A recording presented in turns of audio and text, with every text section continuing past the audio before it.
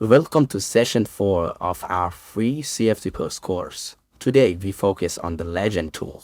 In session 3, we mastered the physics and settings of vectors and streamlines.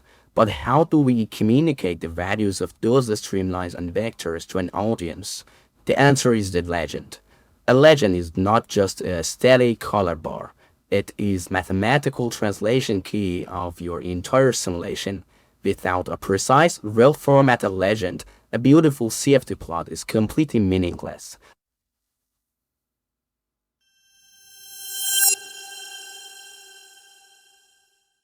Given our practical approach through learning lessons, we picked three great simulations from our website.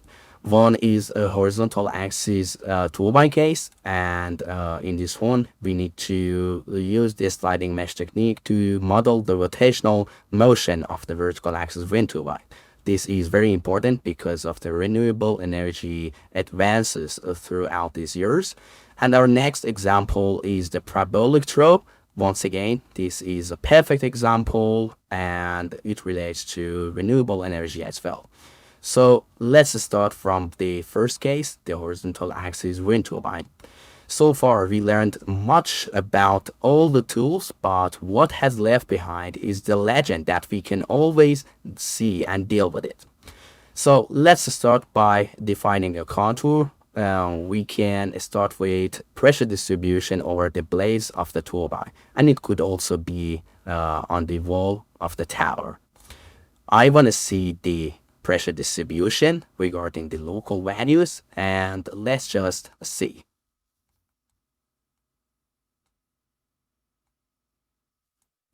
Very well, here we go. After a while, you can see it shows the pressure distribution beautifully on the blades and the tower of the horizontal axis wind turbine. But our focus at this session is exactly on the legend that you can see on the left side. So as you might mention, there is the default legend view that software always takes into consideration when you depict a kind of output. And when you double click on that, you would see two tabs in here. Let's start with the definition tab. This tab controls what data the legend displays, its orientation, and its coordinate position on our screen. And first it starts with the title mode. For this, you have a variety of choices. You can come up with a variable. For example, at this case, the pressure is our only variable, so there is no extra title above it. It could be the variable and location. It's the location, the contour one, and finally, it's the user specified that you can pick your own desired title. For example, this is pressure blade. As simply as that, you can rename the title above it. So let's stick to variable to continue. Next, we've got the length unit checkbox that you can see in here. At the moment, it shows us this is in Pascal. But what if you uncheck that? There wouldn't be any unit, but this is meaningless. So you always need the units. Otherwise, the reader cannot understand what is going on upon your boundaries. Next option is the vertical or horizontal. So it's already evident, you know, that at the moment we're using a vertical legend and it can also be horizontal. So this actually all depends on your interest and your actually creativity. So for now, let's stick to horizontal to continue. And there we go with the location box. These parameters allow us to position the legend anywhere in the 3D viewer using normalized screen coordinates ranging from 0 to 1. So at the moment, you can have it on left, center, and right. But if you choose none, the software asks for the position of that. For example, this is just 0.2 and this value is between 0 and 1. So you can put and place the legend wherever you want to. And our next settings are actually dedicated to appearance tab. So the appearance tab controls the sizing, the numerical formatting, text, fonts, and text angles of our legend. So let's start from sizing parameters in here. This controls the overall length of the legend bar relative to the screen size. So at the default, you can see 0.6, and when we increase that to 0.8, you can see it has a kind of scaling option and makes it bigger. And then it's the aspect. So this controls the thickness of the color bar. A smaller number makes the bar slender and elegant, and a larger number makes it wider. So by default it's 0.07, but when we decrease that, for example, to 0.03, you can see it in classic bar, a very slender bar, and this can also be a great choice for papers and any other kind of report. Next box is text parameters. So this is the most critical setting for academic and industrial verification. So you've got the precision first. It can either be fixed or scientific. So when you choose scientific, it shows labels all in scientific display. So it has exponential notation, such as what we can see in here, 10 to power 3.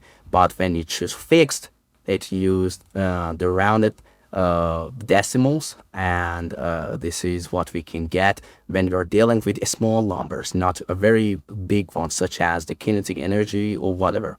It's just a matter of visualization.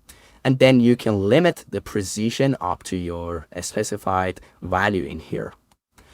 Next is the value text. So this sets the number of color divisions and text labels displayed along the color bar.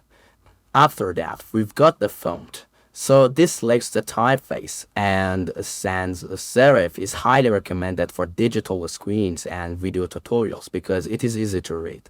But you've got also the serif that you can use. This is kind of thinner, and that's why this sans serif is my preferred choice for most cases.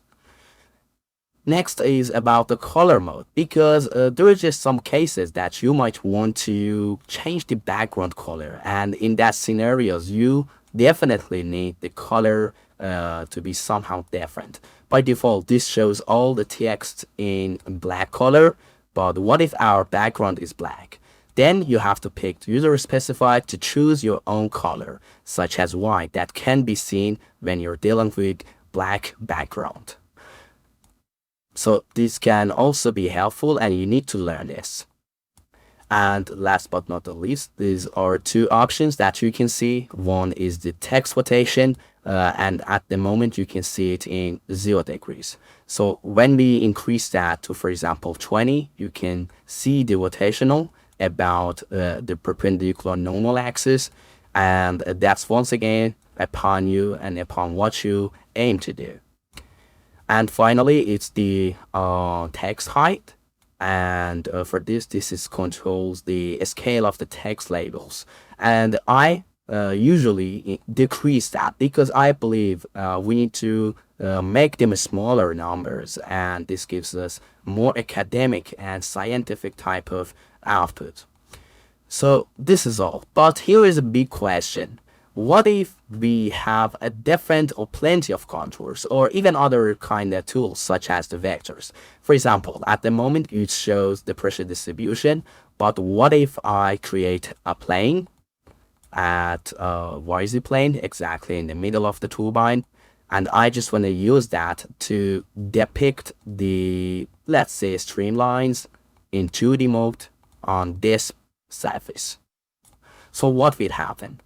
Just pay attention to the legend. When I press apply, I expect to see the velocity streams, and more importantly, it's about the velocity. So the thing is, this kind of says that when we have an active session, for example, at the moment this streamline, the default legend view will only and automatically show the operation. But if I get back to the contour, you can see that this shows the pressure distribution. So you cannot have them both when you're using default legend view. But there is also a trick and a tool provided by CFD-Post, so there is no concern. We're going to learn that through the next example. Very well, here we go with the parabolic throw. So what you can see in here is only there is a solar collector in the middle of the domain. as you can see in here, when it comes to parabolic rows, we do not need to consider all sections. Instead, we can just pick the solar collector, and thanks to the software we could calculate and use a UDF code to apply the non-uniform heat flux upon the surface that is in front of the reflector. And that's our case. So let's say we're gonna use a contour to visualize the distribution of heat or temperature upon this side, which is expected to be non-uniform. And at the same time, I expect to see, let's just find this. And at the same time, we expect to see the velocity streams or vectors in this panel. So in that type of cases, we need two different legends. Let me limit that to this wall that we applied UDF code. And now you can see the non-uniform distribution, and this is completely acceptable. But as I said, at the same time, I'm going to see the velocity vectors in the middle of this collector. So once again, I pick a plane exactly on YZ and the middle part, and use velocity vectors to show the velocity and the distribution of that upon that.